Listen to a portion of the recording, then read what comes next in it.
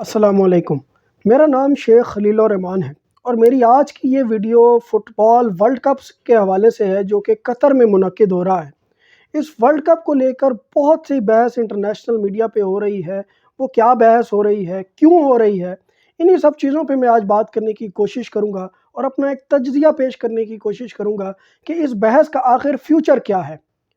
سب سے پہلی بات تو یہ ہے کہ بی بی سی جیسے بڑے بڑے چینلز نے اس ورلڈ کپ کی اوپننگ سیریمنی کو لائیو دکھانا مناسب نہیں سمجھا۔ کیوں اس پہ جو انٹرنیشنل میڈیا ہے وہ یہ بات بھی کر رہا ہے، الجزیرہ جیسے جو انٹرنیشنل میڈیاز ہیں وہ یہ بات کر رہے ہیں کیونکہ اس اوپننگ سیریمنی میں تلاوت قرآن پاک کی گئی ہے، اسی وجہ سے بی بی سی جیسے بڑے بڑے جو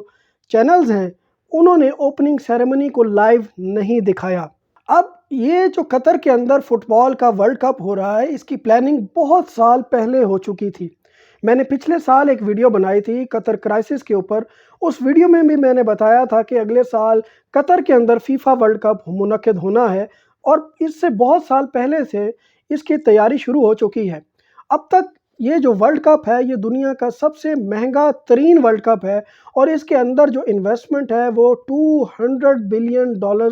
پلس کی انویسٹمنٹ ہے۔ اسی وجہ سے اس پورے ورلڈ کپ کو متنازع بنایا جا رہا ہے اور اس پہ بہت ساری بحث ہو رہی ہے۔ اب سب سے پہلی بحث تو یہ ہے کیونکہ قطر کی طرف سے یہ کہا گیا تھا کہ اس ورلڈ کپ کے دوران اس کے جتنے اسٹیڈیمز ہیں ان کے اندر شراب کو جو ہے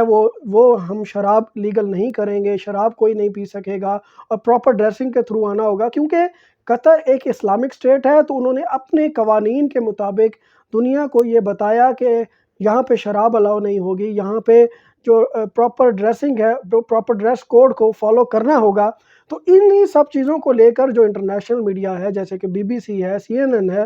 وہ یہ لکھ رہا ہے کہ یہ ہیومن رائٹس کی وائلیشن ہے اور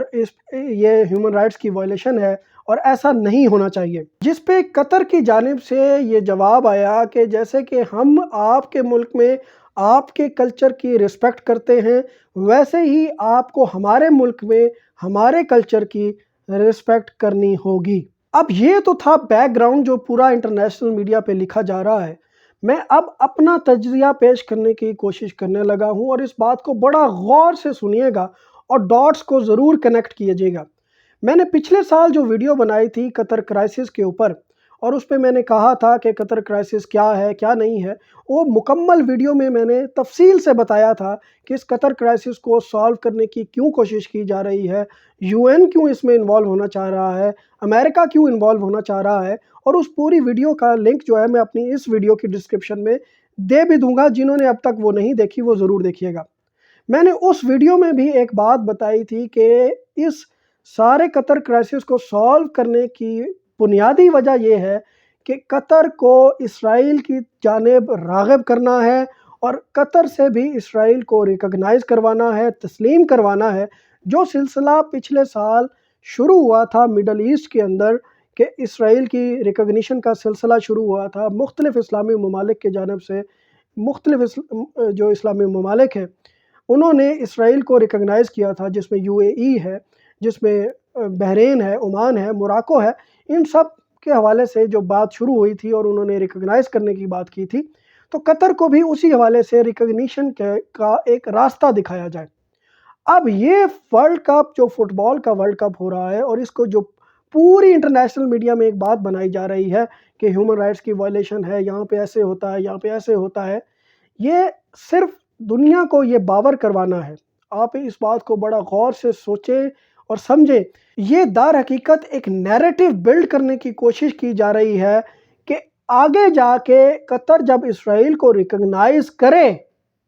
تو یہ بہت ساری جو مشکلات قطر کے سامنے آنی ہیں، قطر کی عوام کے سامنے آنی ہیں، ان مشکلات کو کم سے کم کیا جا سکے۔ تو یہ جو فیفا کا ورلڈ کپ قطر میں منعقد ہونا ہے، اس کی یہ اس کڑی کی دوسری کڑی ہے جو کڑی پچھلے سال رکھی گئی تھی قطر کے اندر قطر کرائسس کو ختم کرنے پہ،